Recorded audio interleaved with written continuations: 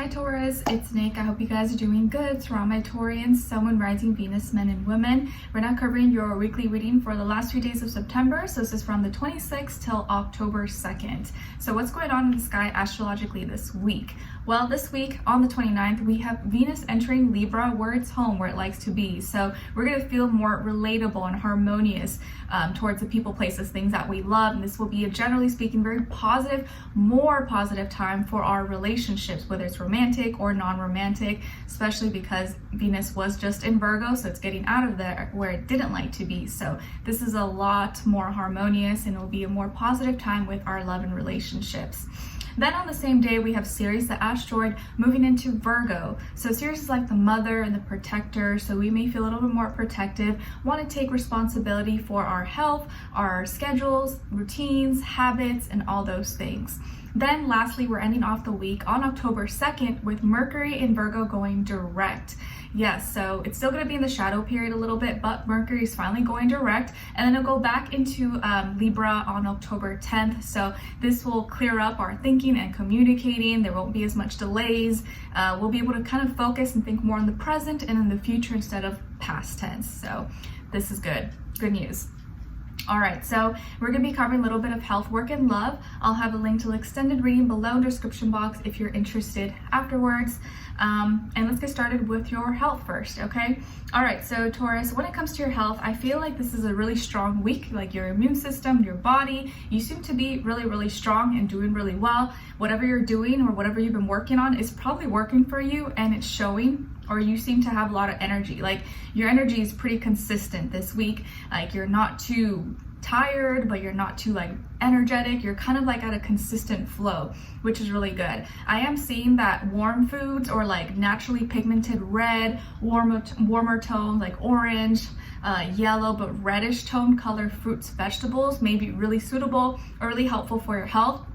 Even like ginger, garlic for your microbiome and your gut health, like eating more warm colored foods, and warm toned colored foods, but also warm, like hot foods may be really, really good for you. Maybe you're gonna be craving those kinds of foods or comfort foods or like spicy foods as well, something with like condiments. But I see overall your health is really strong and you seem to be in a really good place. So not really seeing any big problems here. And I am seeing also that you could maybe have really good like your head and like your teeth could be maybe you had something that was going on with like your head or like your teeth, but it all got fixed and now you're like in a much better place where it's like there's no pains anymore, or you're not getting that headache in that same spot that you used to get. Maybe your diet or the things that you were eating or not eating has kind of fixed that for you. And then when it comes to your work, school, career, and finances, I feel like in this area of life, there may be something that breaks your heart or something that happens. You're like, oh man, it's kind of like a bummer. I don't think it's like life or death or anything that's like crazy dramatic, but it is going to be kind of a bummer. Maybe you hear some news that it's like, oh, it's not really, what you wanted to hear, or it's, about the stocks or investments, or, maybe there's some negative talking going on at work or your business, at school, or maybe you overhear someone that's going through something and you kind of just feel bad for them. Or there could be some people who are, saying something that, or like telling some story that affects the company or affects the people you work with or affects you in some way, shape, or form, and that kind of just like maybe bums you out in some way. So there may be some disappointing, maybe some sad news that you hear. It could directly affect you, but it may not directly affect, like it could indirectly affect you, but it still kind of hits you, okay? So there may be some sad news that happens, possibly, it doesn't have to be, and it could be coming from an air sign, Aquarius, Libra, Gemini. Okay, all right, or maybe like you overhear someone talking about you or someone saying something, you're like, oh dang, like I didn't know they felt that way about me, and that kind of just is a little bit of a bummer. Okay, and then when it comes to your love, relationships, and dating, on your side we have Temperance, King of Pentacles, and the King of Cups. So some of you could have Sagittarius, maybe Earth, like, well, you already are an Earth sign, but maybe Capricorn or Virgo somewhere in your chart. and or water, Cancer, Pisces, Scorpio. And then on this other side, for this other person, this can be the past, present, or future situation, or all three, all the above. We have the King of Swords. Got lots of kings here, Pentacles, Cups, and the Sword. So very mature, evolved energy. Seems like maybe both of you are really like, maybe, I wouldn't say on the same page, but both of you maybe are the similar age bracket, or you're both like really responsible, or like really take pride in how you move, how you act. This person more so with like their intellect, or how they speak, how they communicate, and you got like your work, your business, your emotions. You got everything like collected and like very mature energy. Then we also have 7 of Wands and the 9 of Cups. Okay, so as far as who you could be dealing with, it definitely could be an air sign, Aquarius, Libra, Gemini, fire sign, Aries, Leo, Sagittarius, or maybe also water sign, Cancer, Pisces, Scorpio. Sun, Moon, Rising, Venus. Doesn't have to be though, could be any sign like I always say to you guys. Could just be the energy this person is embodying or playing out at this time. So it definitely feels like you got your ish together here, Taurus. Like you got everything together. You're looking good. Your emotions are pretty much like stabilized right now. You're maybe taking some higher education, or even taking some programs, some courses, or maybe you're a teacher, or you're really like starting to like put more belief, put more spirituality, put more positivity into your life and implement it and actually like put it into action. And you're starting to see results, or you're like in a really good place. You're stable, you're grounded, but emotionally you've gained a lot of emotional maturity over the years as well. So it feels like you're a great catch. Like you got like the full package. You got the brains, you got the smarts, you got the compassion, the good heart, but also like the experiences. You maybe are going through a lot of experiences right now that are giving you a lot of wisdom, a lot of knowledge, and maybe you are someone people go to for advice, or you have a lot of wisdom, or you have gone through a lot of experiences, and so that has helped you just become more mature, more evolved, and be able to kind of like understand everything on a broader scale.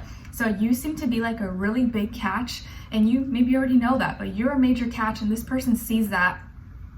But I feel like they're a little bit frustrated because they're trying to get you to notice them, or they're really trying hard for you to like trying hard to get your attention, but maybe it doesn't seem to be working, or they feel like they got to do a little bit more. Like they may try to like talk to you, but it may not be super flirty or so obvious that they're hitting on you, or like, you know, trying to make it progress into something more.